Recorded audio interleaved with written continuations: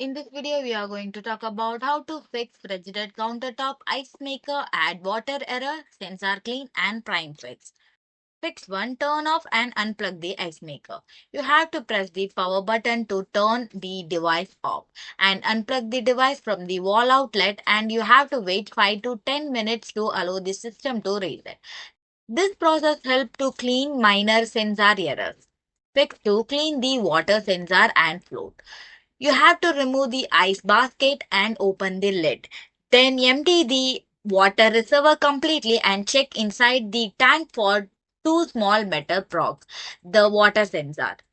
Or you can use a soft cloth or a cotton swab for cleaning and refill the water to the max line. 6.3. Check water flow. Check that the nozzle is not pinched to allow a proper water flow. Ensure the nozzle is free from clogs to prevent blockage. Confirm that the water can reach the tray without obstruction. Fix 4. Deep clean mineral buildup and debris.